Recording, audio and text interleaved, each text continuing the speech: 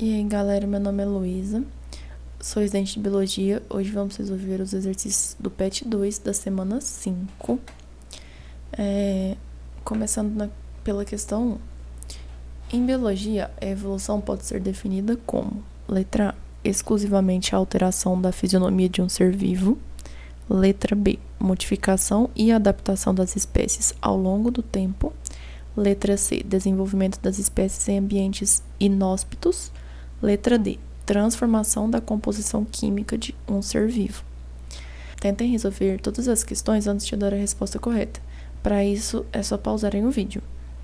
Então, a alternativa correta da número 1 é a alternativa B, modificação e adaptação das espécies ao longo do tempo. Porque a evolução ela é definida pela mudança pela qual os organismos passam ao longo do tempo. A gente pode falar que todas as espécies nativas elas evoluíram e as que não foram capazes de evoluir foram extintas. Num contexto da genética, a evolução ela se dá a partir de alterações gênicas às quais os seres vivos estão sujeitos, derivada da necessidade desses organismos se adaptarem ao meio em que eles vivem. Então, na questão 2, pede para marcar a alternativa que não tem um mecanismo de evolução biológica, segundo o neodarwinismo. Na letra A, mutação. B, deriva genética. C, seleção natural. D, mimetismo. A letra A ela está correta porque a mutação é a alteração do material genético e pode ocasionar no surgimento de uma nova característica. A letra B, ela também está correta, porque a deriva genética são modificações que acontecem ao acaso das frequências alélicas de uma população. Na letra C, a gente considera essa questão correta porque a seleção natural, ela caracteriza a seleção de indivíduos que se adaptam melhor que os outros a determinadas condições. Nos restando a alternativa D, que está incorreta, porque não contém um mecanismo de evolução biológica de acordo com a teoria neodarwinista, porque é uma característica adaptativa que consiste em imitar um outro ser para obter vantagem.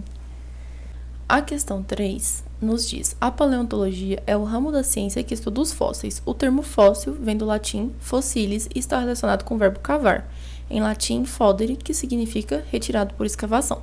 Classifica as afirmativas a seguir com verdadeiro ou falso. 5. Fósseis são vestígios de organismos que foram preservados com o passar dos anos. 6. Qualquer resto ou vestígio encontrado imerso no solo é considerado um fóssil. 7. A fossilização está relacionada com as condições do local e características morfológicas do organismo. 8. As emissões radioativas de elementos como carbono e urânio auxiliam na determinação da idade de um fóssil. A sequência correta é: tenta resolver a questão enquanto eu explico o porquê das alternativas estarem corretas ou falsas. A questão 5 está correta, pois um fóssil ele tem suas características principais conservadas e, por isso, é possível conhecer seres de outros períodos históricos com o passar dos anos. A questão 7 ela está correta porque certos locais do corpo, por exemplo, são mais fáceis de ser mantidos, como as partes duras do corpo. A questão 8 ela está correta porque dá para contabilizar as emissões radioativas de elementos como o carbono e o urânio para determinar a idade de um fóssil. Sendo assim, a alternativa 6 ela está incorreta porque os vestígios que são considerados fósseis, eles precisam ser datados com mais de 11 mil anos. Por isso, a letra C ela está correta, nos indicando verdadeiro, falso, verdadeiro e verdadeiro. Questão 4. A teoria da origem das espécies de Darwin analisou o mecanismo evolutivo partindo de um ancestral comum. De acordo com a teoria proposta por Darwin, esses ancestrais comuns ao longo do tempo geológico sofreram alterações que, somadas e acumuladas em sucessivas gerações, justificam as diferenças entre as novas espécies. Segundo o darwinismo, existem várias evidências que sustentam o fato, e o princípio utilizado por ele para defender a sua teoria é: letra A, irradiação adaptativa, seleção natural. Letra C, sintetismo da evolução. Letra D, deriva genética.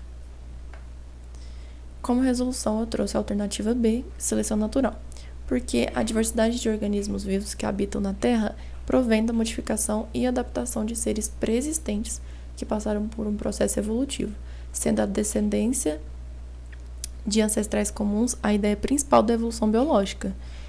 Visto isso, a variação e modificação de populações criaram características que dão vantagens, que, se selecionadas, elas auxiliam para um desenvolvimento em determinados ambientes para a sobrevivência e a adaptação das espécies, conforme o mecanismo de seleção natural. Questão 5. Considere as seguintes afirmações. 1. O gafanhoto é verde porque vive na grama. 2. O gafanhoto vive na grama porque é verde. Na sua opinião, qual afirmação seria atribuída a Darwin e qual seria atribuída a Lamarck? Justifique sua resposta. Então, a afirmativa que está mais condizente com Lamarck é a afirmativa 1, porque o uso contínuo da grama ele teria interferido na espécie, tornando o gafanhoto verde para que ele vivesse nessa grama. Enfim, Lamarck ele propunha que os seres modificaram para se adaptarem ao meio e que as características assim surgidas seriam transmitidas para os seus descendentes. Teoria essa que é denominada uso e desuso. Já a afirmação 2, ela seria mais associada a Darwin, já que o fato do gafanhoto ele ser verde como a grama o dá mais vantagem, porque assim ele pode se camuflar e fugir de predadores. Em resumo, Darwin ele propôs em sua teoria que o indivíduo com características mais favoráveis sobrevivem e o com menor valor adaptativo ele vai ser eliminado.